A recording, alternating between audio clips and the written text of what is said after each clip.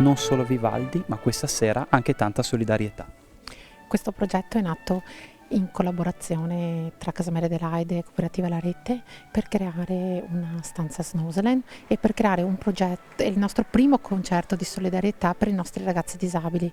È una realtà che comprende 40 ragazzi di tutta la zona, da Montebelluna, Vidor, Crespano, e si sta cercando di integrarsi nel territorio e far qualcosa per il territorio.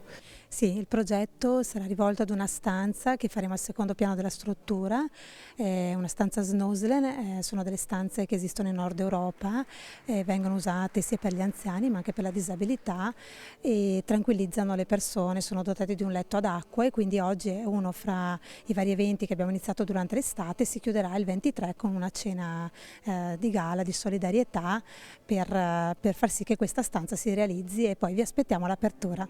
Con il maestro Giancarlo Nadai che questa sera ha diretto la Piccola Orchestra Veneta, un'orchestra veramente che ha dato il massimo in questa cornice suggestiva per una serata indimenticabile.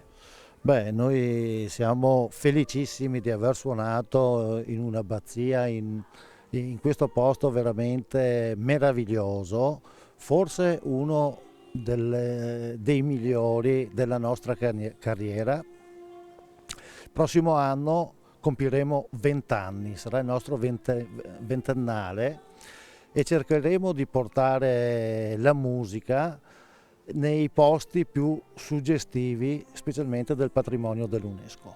I suoi musicisti da dove vengono? Beh, dunque, la nostra pianista Sabrina Comin viene da Jesolo, da Sanfior, Vittorio Veneto, Oderzo, Treviso, Cittadella, Pieve di Soligo, Farra di Soligo, eccetera. Siamo un po' dappertutto.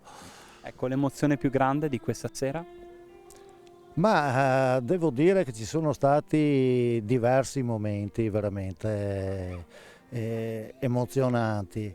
Abbiamo avuto un pubblico meraviglioso, veramente meraviglioso, e un'acustica stupenda per proporre il nostro Non Solo Vivaldi. E l'obiettivo alto di questa sera è stato anche l'obiettivo legato alla solidarietà, quindi cantare per una finalità davvero importante. Certo, lo facciamo spesso. Suoniamo per diverse associazioni, anzi siamo richiesti da tantissime associazioni appunto per contribuire alla raccolta fondi che poi servono per la loro attività. Con Nicola Zandò, assessore alla cultura del comune di Vidor, l'orgoglio del suo comune nel poter ospitare un sito di rilevanza artistica come l'Abbazia di Santa Bona. Come assessore, come cittadino del comune, sono molto orgoglioso di poter annoverare tra i siti del comune l'Abbazia di Santa Bona. È un sito che dà lustro a tutta quanta la comunità vidorese e da cittadino dico che fin da quando ero bambino e ancora adesso con l'età, ogni volta che ho l'occasione di entrare, di venire qui, ne approfitto e vengo ad ammirare questo posto di incanto e di pace che è unico nella zona.